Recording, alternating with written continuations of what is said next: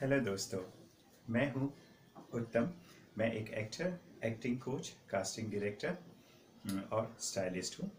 और आज मैं एक बहुत ही महत्वपूर्ण विषय पे बात करने जा रहा हूं और उस विषय का नाम है एक्टिंग फॉर टीनेजर्स। मेरे बहुत सारे व्यूअर्स यहाँ पे हैं जो टीनेजर्स हैं, जिनकी एज 16 से 18 साल के बीच की है। और मुझे ये भी पता है कि हमारे देश में बहुत सारे ऐसे लड़के लड़कियां हैं जो इस एज में एक्टर या एक्ट्रेस बनना चाहते हैं। सबसे बड़ी प्रॉब्लम तो ये होती है कि अपने पेरेंट्स को कैसे कन्विंस करें कि भाई मुझे एक्टर या एक्ट्रेस बनना है।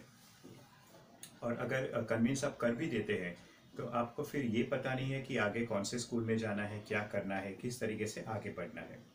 ठीक है, क्योंकि जिस तरीके की इन्फॉर्मेशन हमें बाकी कैरियर्स के बारे में अवेलेबल है कि ये कॉलेजेस में एडमिशन लेना है, उसके बाद ये कंपनीज में काम करना है वगैरह, जो इन्फॉर्मेशन है उस तरीके की इन्फॉर्मेशन हमारी फिल्म इंडस्ट्री के लिए अवेलेबल नहीं है। तो अगर आप 16 प्लस है और आपको एक्टर या एक्ट्रेस बनना है तो सबसे पहले आपको क्या करना पड़ेगा। इससे पहले कि मैं आगे कुछ कहूँ, मैं आपको एक बात बता देना चाहता हूँ कि फिल्म इंडस्ट्री में अगर आपने एक अभी रोल कर लिया, जैसे टीनेजर्स में रोल कर लिया, तो ये बिल्कुल ज़रूरी नहीं है कि बड़े होके भी आपको रोल्स मिलेंगे। तो ये बात का हमेशा ध्यान रखिएगा। ठीक है, अब मैं आपको बता रहा हूँ कि अगर आपको एक्टिंग में ही इंटरेस्ट है, आपने ठान ही लिया है कि नहीं मुझे एक्टिंग करनी है, यही मेरा फील्ड है, तो मैं आपको एक रिकमेंडेशन ये देना चाहता हूँ, चाहे आप लड़का हो या लड़की हो, कि आपके घर के आसपास कोई अच्छा सा थिएटर ग्रुप हो तो आपको वो थिएटर ग्रुप ज्वाइन करना चाहिए। अब आप ये सोचेंगे कि मुझे तो फिल्मों में काम करना है तो थिएटर ग्रुप ज्वाइन करके मैं क्या करूँगा। थिएटर ग्रुप में हाँ, हो सकता है कि आपको एक्टिंग से रिलेटेड बहुत सारी कुछ बातें बताने वो नहीं बता पाए, लेकिन आप बहुत सारा कुछ थिएटर ग्रुप ज्वाइन करने के बाद सीख पाओगे।